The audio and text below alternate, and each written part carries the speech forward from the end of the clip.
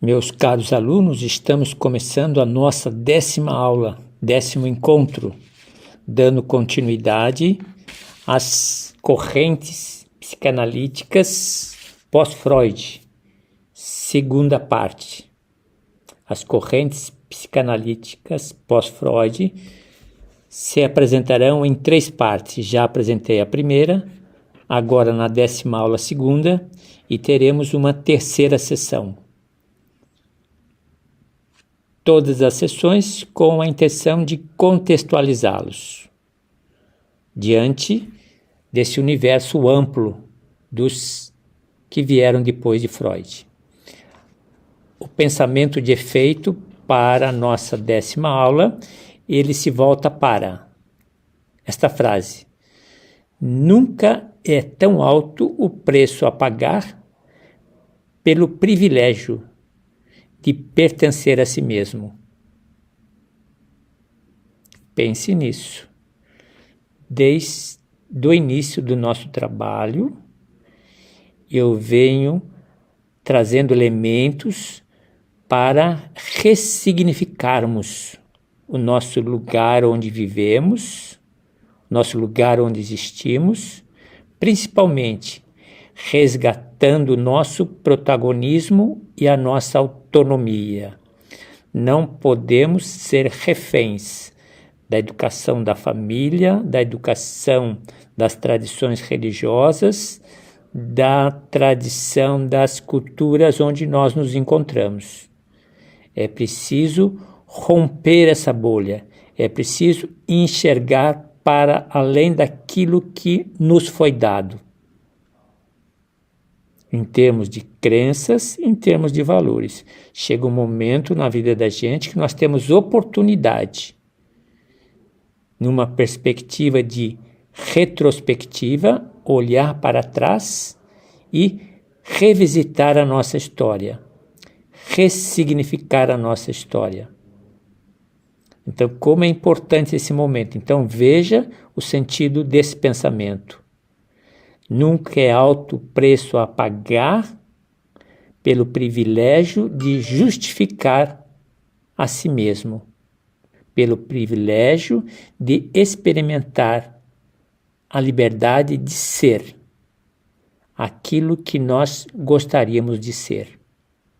Não o intervalo, nem do que eu gostaria e nem do que gostariam os outros, mas do que eu realmente gostaria. O preço que se paga é alto, mas vale a pena. Então vamos dar início ao nosso 10º encontro, 10ª aula. Para ilustrar a nossa caminhada na 10ª aula, nós trouxemos o movimento artístico que nós chamamos de modernismo. Por que nesse momento o modernismo é significativo? Porque foi uma corrente artística que rompeu com as tradições artísticas e se fez presente em vários setores, na pintura, na literatura, na literatura, na escultura, arquitetura e na música, quebrando uma tradição, rompendo laços e inovando. Que seja essa a nossa motivação diante dos quadros que nós vamos encontrar. Usarei a mesma dinâmica. Antes da pintura, uma breve explicação. Depois, a pintura se nos apresenta, nós buscamos a nossa interpretação dentro da nossa subjetividade e da nossa história, e depois nós vamos ao texto, de uma forma didática e pedagógica. Já fizemos o primeiro contato, eu voltarei antes de abrir a leitura das escolas, vamos voltar ao nosso mapa mental para um breve resgate. Bom, cá estamos nós diante do mapa. Observem, importante, a nossa metodologia. Vamos repetir novamente nomes nessa 10ª aula para ir educando os nossos ouvidos aos nomes e ao que fizeram. Então, lembrando que nós estamos dentro do mapa da evolução da psicanálise pós-Freud, existe uma classificação aqui por décadas e com os representantes mais significativos. Então, vamos fazer apenas uma memória, criar um cenário para que a gente possa comentar das diversas escolas. Estamos a falar de Alfred Adler, que fundou a Escola da Psicologia Individual. Estamos a falar de Jung, que rompeu com Freud e fez um caminho separado de Freud. Separou-se de Freud por não concordar na ênfase que Freud dava aos impulsos sexuais. Temos Karen Horney, criticou as visões de Freud por ser apequenada em relação à psicologia das mulheres. Temos Herbert Marcuse, que trouxe a teoria freudiana para a esfera da teoria crítica marxista. Temos Erich Fromm, que integrou a psicanálise com o marxismo. Temos Melanie Klein, muito focada na criança, no inconsciente infantil. Donald Winnicott, conceitos sobre o verdadeiro e o falso self. Temos Heinz Kohut, aprofundou a compreensão do narcisismo e da psicologia do self. Otto Kemberg, especialista em transtorno de personalidade borderline e narcisismo. Temos o momento da psicanálise relacional, uma crítica às teorias clássicas de Freud, aos modelos interpessoais e aos modelos da psicologia do self. Temos Lacan, que propôs um retorno a Freud através da comunicação e da linguagem, isto é, do estruturalismo e da linguística. Temos Harry Stack Sullivan, trabalhou a abordagem interpessoal. Paramos por aqui, isso já nos permite uma boa conversa. Então, retornamos ao quadro do modernismo. Vocês se deram conta que nós, ao longo do nosso curso, estaremos sempre convivendo com os movimentos artísticos. Nós faremos retornos cíclicos, retornos em espirais aos movimentos para aprendermos com eles. Em geral, a arte, ela protagoniza autonomia, protagoniza quebras de paradigmas, ela nos coloca numa evolução de mentalidade, de valores e de paradigmas. Então, olhando esse painel que se encontra diante de nós, é evidente que estamos a começar o nosso trabalho. Observem os detalhes de cada imagem, de cada forma, de cada cor. Nós precisamos dominar a linguagem da pintura, luzes e sombras, efeitos de formas geométricas, as diversas correntes. Esse quadro ele tem a pretensão de ser uma síntese das teorias psicanalíticas pós-Freud. É evidente que ao olhar, certamente a sensação é para onde vou? Estou perdido na floresta. Mas, na medida que nós trabalharmos mais imagens, mais pinturas, a gente vai ficando mais seguro dessa caminhada nossa. Então, lembrem-se que pedagogicamente, que didaticamente faremos uso da linguagem dos movimentos artísticos, porque eles são revolucionários, são pioneiros na quebra de paradigmas e nos acordam para a realidade da existência, para a realidade da vida. Perfeito? Avançando. Vejam comigo, leiam de uma forma tranquila, transformarei esse material em slide para que possa ser acessado por vocês de uma forma tranquila. Sempre me lembro da escolha de um bom espaço, de um bom ambiente, do melhor horário. Em geral, eu já, depois de uma vivência de vida e passando dos 50, a gente tem alguns vícios de comportamento. Um deles é que eu tenho um bom rendimento na madrugada. Então, muitos trabalhos, muitas inspirações acontecem quando eu começo o meu trabalho pelas horas, pelas caladas da noite. Começar a madrugada pelas 2 horas, 2, 3, 4. Isso não é insônia. É aquilo que a gente chama de pulsão, de energia, de vontade, de conexões bem desafiadoras. Então vamos lá. Concentre-se, escolha o seu melhor horário e vamos mergulhar. Teorias psicanalíticas pós-Freud. A pintura que segue, inspirada no modernismo, ela vai resgatar alguns elementos da psicanálise lacaniana, focando a estrutura da linguagem, que nós teremos oportunidade de entender melhor, e focando o simbólico no desenvolvimento psíquico.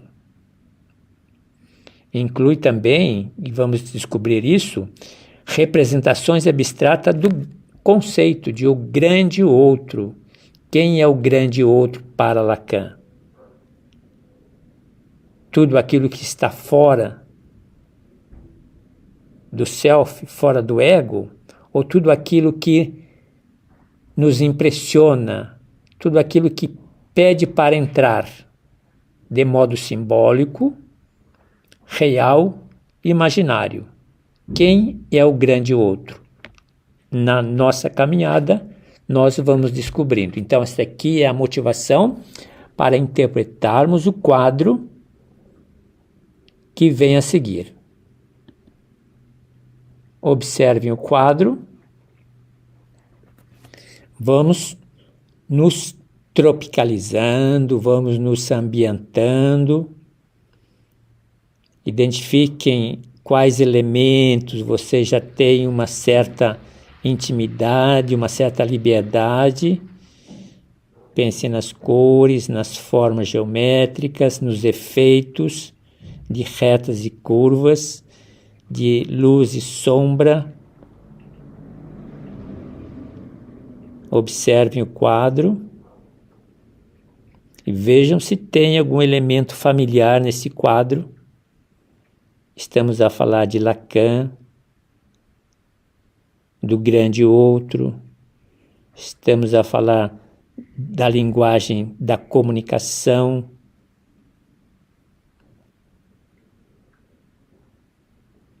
Ok? Vamos então ao texto. Lacan, psicanalista, enfatizou a estrutura da linguagem e o simbólico para a compreensão do psíquico.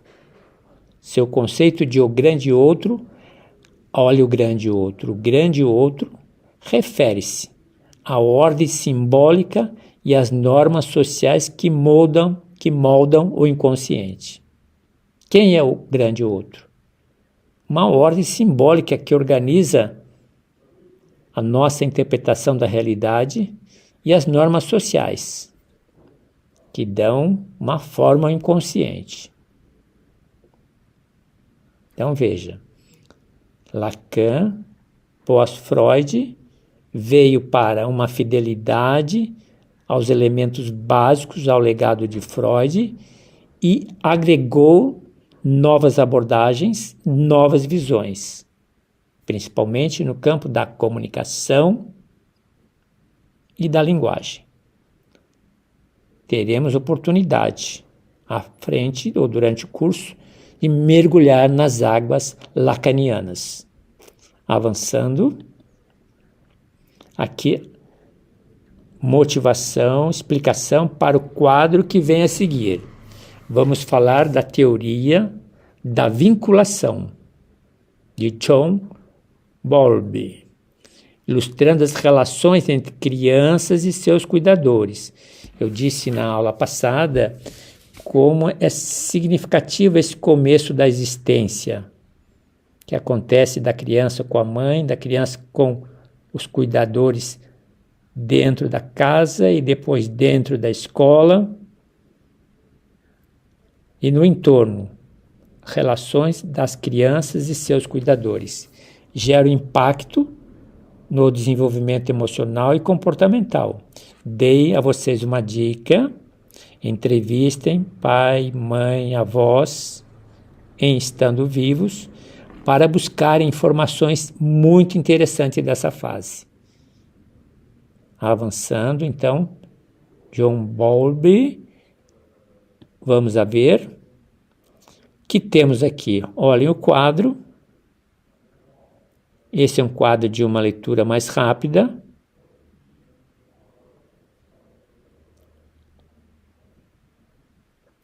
Teoria da vinculação. Embora não estritamente psicanalítica, a teoria da vinculação de Bowlby foi influenciada pela psicanálise. Bowlby focou nas relações entre crianças e seus cuidadores. Essas relações realmente influenciam o emocional e o comportamental. Observem, não só ele, outros irão na mesma linha. Isto é significativo. É uma fase de ouro, uma fase muito rica. Vale a pena recuperar, vale a pena ressignificar. Eu fiz essa experiência. Mudei minhas percepções e melhorei a minha personalidade. Durante a adolescência, eu era alguém intransigente, alguém de pavio curto, alguém de traços primários.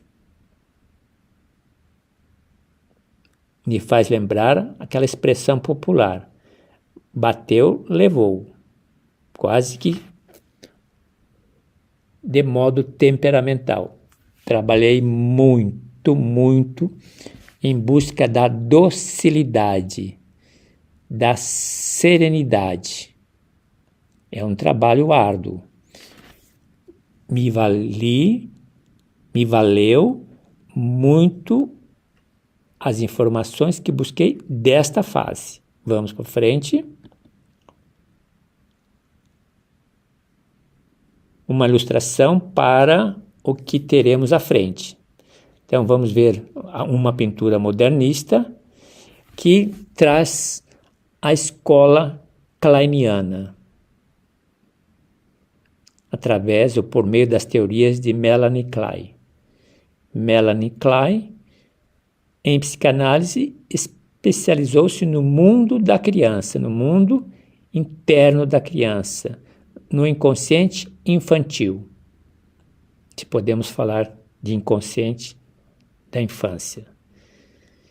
Conceitos de posição esquizoparanoide, vamos depois desdobrar para entender melhor, que não é o caso agora no momento, e conceitos de depressão, experiência depressiva no desenvolvimento infantil. Eu bem me lembro, na educação dos meus filhos, era mais um cuidado pedagógico que psicanalítico, em quaisquer determinações de limites falsos ou verdadeiros, os verdadeiros e falsos, em geral, orientações ou delimitações, muitas vezes causando sofrimento e tristeza, por não atender à vontade da criança naquela fase. Agora, o que era importante, que no mesmo dia em que a correção era feita, ninguém dos meus filhos ia deitar à noite pesaroso, entristecido, por não ter entendido a ocorrência, a correção. O resgate da autoestima sempre me era uma condição de uma boa educação. Vamos avante. Aqui então temos o quadro. Observem o quadro que nós temos. Melanie Klein, nós sabemos o foco dela justamente a criança, a infância, preocupada com a criança. Então vejam nas figuras o que elas conseguem nos retratar. Aquilo que eu disse, não se apavorem em relação às pinturas, porque não é, num primeiro olhar, uma interpretação carregada de facilidade. Mas é uma pintura para que a gente volte para o texto do que significa essa corrente artística e volte depois para os conceitos que são apresentados. E nós vamos conectando os pontos. Na proporção das conexões, nossa interpretação e nossa aprendizagem vai se fazendo dentro de uma progressão. Escola kleiniana, já mencionada brevemente, ligada às relações objetais, que pode ser pessoa, pode ser coisas, a escola kleiniana merece destaque. Ela é conhecida pelas teorias sobre o mundo interno da criança e trabalhou esses dois conceitos que nós vamos desdobrar. Mas é importante sempre ligar Melanie Klein à infância. Avançando, motivação para entender o quadro que se segue, vamos falar agora de Harry Stuck Sullivan. Aqui está uma pintura também modernista. E qual a importância desse psicanalista? Importância das relações interpessoais e interações sociais para a saúde mental. Vocês vejam como existe uma progressão, né? No começo, Freud com o inconsciente, preocupação com o ego, de uma forma isolada com as suas experiências de desejos reprimidos na infância. E na medida que vamos evoluindo, outros aparecem. Não é? É importante não só o inconsciente, considerar o inconsciente, mas considerar a relação da criança com quem primeiro com ela se relaciona, mãe e cuidadores e cuidadoras. Depois, não bastante, não o suficiente, a criança também, então, inconsciente, criança, cuidadores e o ambiente e o entorno. Depois, o outro passo, relações interpessoais e interação social. Então, vamos observar um pouquinho a psicanálise interpessoal. Harry Stuck Sullivan. Avante. Aqui temos o quadro provocativo. É evidente que nós estamos sendo iniciados nas provocações do modernismo. Veja o texto. Psicanálise interpessoal. Harry Stuck desenvolveu uma abordagem interpessoal. Onde ele se concentrou? Relações interpessoais e importância da interação social. Eu digo sempre, nós nos damos conta de quem somos justamente porque nós fazemos a experiência do outro e dos outros. Quando eu tenho uma interação social, quando eu tenho um processo de relações interpessoais, eu me dou conta de quem sou. porque eu tenho diante de mim alguém que é diferente. Essa experiência é uma experiência muito rica. Como disse para vocês, eu tenho alguns privilégios, de vez em quando eu os passo aqui. Um deles foi que, a partir dos 12 anos, comecei a conviver com um número muito grande de pessoas diferentes. Por viver um sistema de internato com 100, 150, quase 200 estudantes, a gente aprende a viver a diversidade, aprende a viver as diferenças. Elas nos enriquecem, elas desenvolvem as relações interpessoais, elas desenvolvem a interação social. Como o outro nos provoca, como o outro ou os outros nos fazem crescer. Avançando, estamos diante de Winnicott. Ele vai trabalhar a teoria do self. O que importa? O desenvolvimento do verdadeiro e do falso self. Depois veremos a diferença, por que um usa ego e o outro usa self para falar do eu. Um self é um eu integrado, não um eu isolado, mas teremos condições depois de observar as diferenças. O Winnicott vai trabalhar o verdadeiro e o falso self e dando importância ao ambiente e às relações com os cuidadores. É dele realmente aquela expressão da mãe suficientemente boa. Quem experimenta uma mãe, a experiência da filiação, nasceu de uma mãe muito boa pode, popularmente, estragar a personalidade da criança.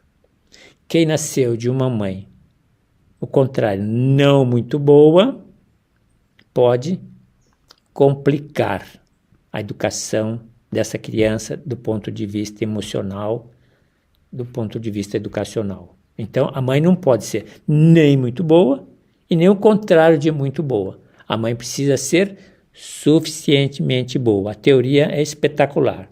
Depois poderemos nos voltar a ela.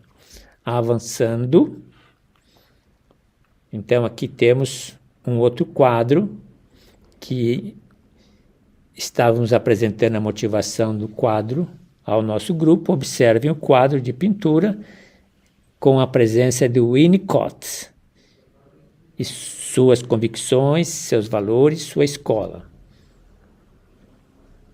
Observem as imagens, a forma geométrica, as cores, os efeitos, os contrastes. Bem, Winnicott, pediatra e psicanalista, focou no verdadeiro e no falso self. Dizia a vocês anteriormente, faremos a posteriori a diferença, o que é o ego e o que é o self. Explorou o ambiente e as relações dos cuidadores. Teremos depois tempo para aprofundar. O indivíduo precisa sentir-se autenticamente vivo. Uma experiência que precisa ser saudável. Avançando, essa apresentação dessas escolas não será uma apresentação demorada, portanto, estamos já fechando esse bate-papo da nossa 10ª aula. Aqui temos uma outra pintura retratando a psicanálise feminista, que nós teremos um tempo especial para a psicanálise feminista. Aqui apenas uma intencionalidade provocativa. A interseção do pensamento psicanalítico com as perspectivas feministas. Nós já vimos pela crítica a Freud que ele não foi muito feliz no sentido de abordar, de trabalhar essa questão de gênero. Então, crítica e expansão da psicanálise tradicional com insights feministas. Então, pensamento psicanalítico, na perspectiva da psicanálise feminista, veio criticar as posturas de Freud. Teremos tempo para isso. Então vamos ver a imagem. Aqui temos na imagem uma representatividade aqui, uma pintura mais fácil de interpretação. Observem cores, imagens. E vamos avante, vamos avante. Psicanálise feminista. Freud teve uma presença reducionista diante desse desafio. Esta corrente critica e expande a psicanálise tradicional, incorporando perspectivas feministas, duas figuras que chamam atenção. Precisaríamos estar atentos: Júlia Kristeva e Nancy Chodorow têm trabalhado para incorporar questões de gênero e poder na compreensão psicanalítica. Teremos um tempo dedicado preferencialmente para a psicanálise feminista. Avançando, uma ilustração do que vem a seguir. Então, vamos falar da psicanálise relacional, que veio também, de certa forma, como crítica à psicanálise clássica, tradicional, destacando a co-construção da experiência psicanalítica. A relação que acontece entre analista e analisando, que trabalha a intersubjetividade e as relações.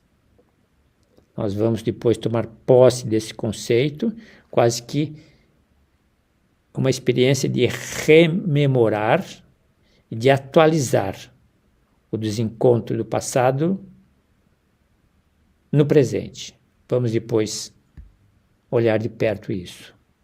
Veja a pintura. Não estamos diante do cérebro de Van, mas aqui temos a representação do analista e do analisando. Com isso, nós estamos a fechar o nosso trabalho. Eu vou apresentar a vocês depois um texto de mensagem da frase de efeito que nós abrimos no começo.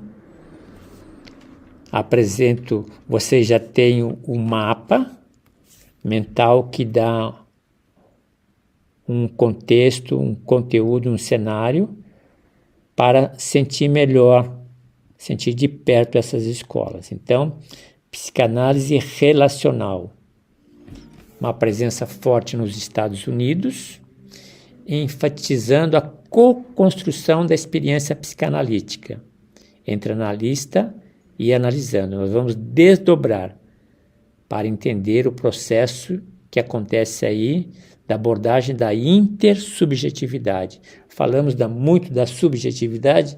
O que será essa intersubjetividade? E as relações que aí se processam. Provavelmente com isso nós estamos a fechar o nosso trabalho. Vamos apresentar ainda, acredito que a última mensagem da nossa 10ª aula, trazendo a psicanálise para o campo da cultura e da crítica. Lembrando que a psicanálise começa voltada para o ego e vai se abrindo em diversas direções. Aqui, a psicanálise se volta para a cultura e crítica e destaca a integração de conceitos culturais, sociais e políticos na análise psicanalítica. É muito comum você abrir revista de psicanálise e a psicanálise está presente em várias vertentes, vários setores, apresentando e ajudando na releitura, ajudando na busca do sentido para essa vivência do ser humano, porque todas as experiências elas influenciam a nossa psique. Quanto mais melhoramos a nossa sensibilidade, mais estaremos atentos que realmente o olhar da psicanálise agrega provocações, o olhar da psicanálise agrega mudanças. Vamos sentir a imagem.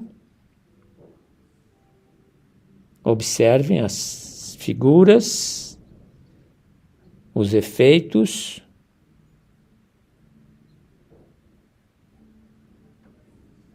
Bem, psicanálise cultural e crítica. Esta vertente, essa corrente, integra conceitos da cultura, da sociedade, da política, da religião, de vários setores na análise psicanalítica.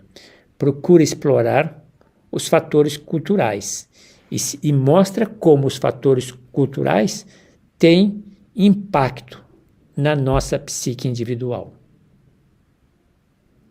Então, esse momento, mais de apresentar as correntes, como diz o outro, estou a apresentar os jogadores que farão parte do espetáculo que teremos quando nós falarmos e desdobrarmos durante o nosso curso os seguidores, os discípulos pós-Freud.